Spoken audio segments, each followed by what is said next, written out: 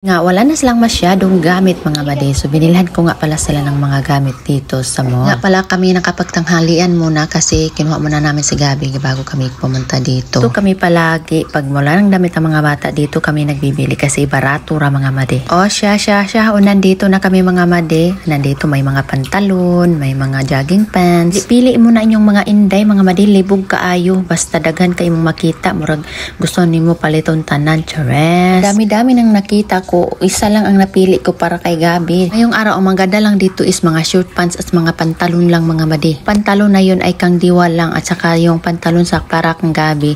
Old school naman mga madi. Uy, buka-buka ka nang dako bitaw kaayo ug ka ng pungango. Ay pungango. Nang dako kayo kuan ba ka nang sa pantalon ka nang dako ug ka nang nganga. Kitan-ahon, chares. So, palagi ko to itong pinupuntahan. Kasi gusto ko tapos punta na naman ako sa kabila, pili na naman ako doon, tapos balik na naman ako dito. Ang isip ko ba, ito na lang siguro, parang ganun. Ganyan man tayo magpili ko ng kumpara-kumpara.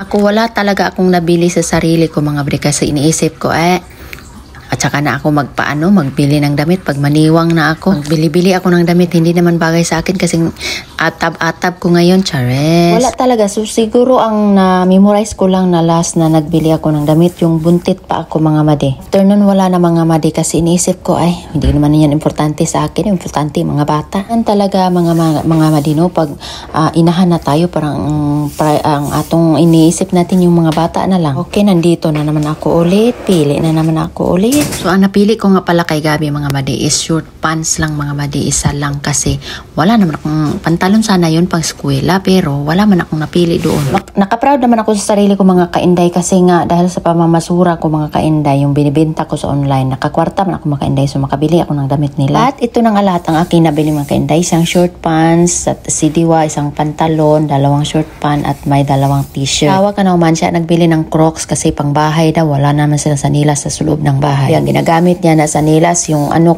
sanilas ng laki-laki. Okay, time to pay na mga kainday. So hindi pala separate.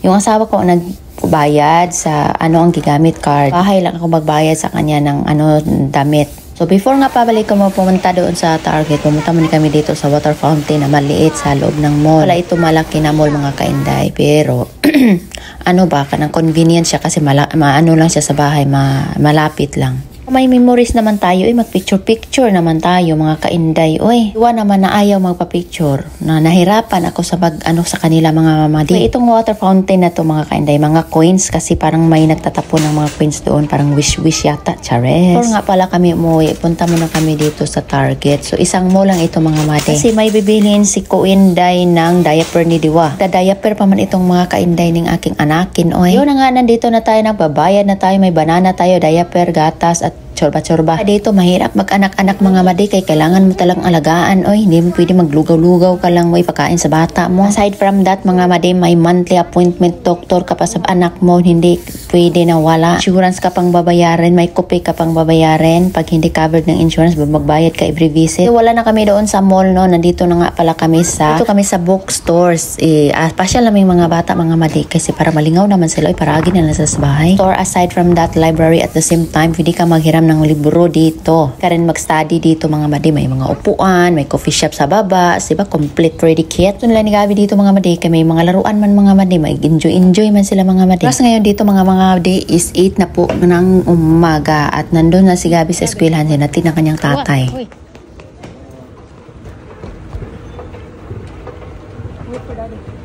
Maraming nga pala akong nilabahan mga madi, hindi pa ako makasampay-sampay sa labas kasi mamaya mag-ulan na naman. Si Diwa gustong-gusto niya sumakay sa escalator, ayaw niya sa elevator mga madi, nahihilo siguro. Ito po yung surroundings ng bookstore mga madi no, may escalator, may mga books, may marami mga madi.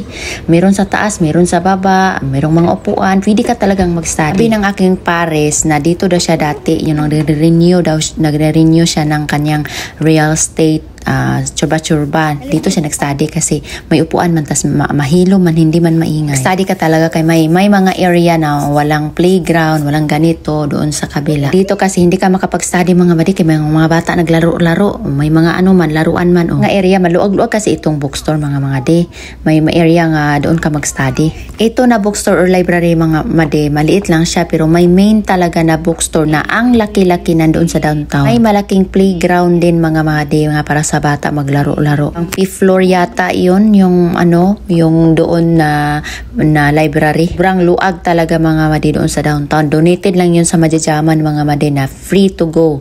Free to read talaga. Donate lang siya sa mga mayaman. Lang din pwede ka rin manghiram ng libro doon, dalhin mo sa bahay. Dokotom na talaga kami mga kainday, pero nandito man yung mga bata. Uwi na nga pala kami mga kainday. Ito na ako mga kainday, nagsabaw ako ng beef. Chares. Kulang lang doon sa aking sinabawan na karneng baka mga kainday is gulay-gulay na lang. Kain na lang pagdating mga kainday, kay gutom na. Mga kainday, mahal lang talaga ang bilihin dito sa bookstore mga kainday, labi na laruan. Mga kainday, hindi man kami magbili ng mga laruan. Wala talaga kaming biniling laruan mga kainday kasi yung kapatid ng asawa ko yun man magbili ng laruan ng mga kiddos. Iniisip namin sisirain lang yan mga kainday. Uy, Ginoo, pastilan yung mga laruan nakakuha namin brand new doon sa basurahan. Ang kagandahan basta mamasura mga kainday kasi marami ka makakita. Chares. Salamat nga pala sa pag-usik-usik tanaw mga kainday.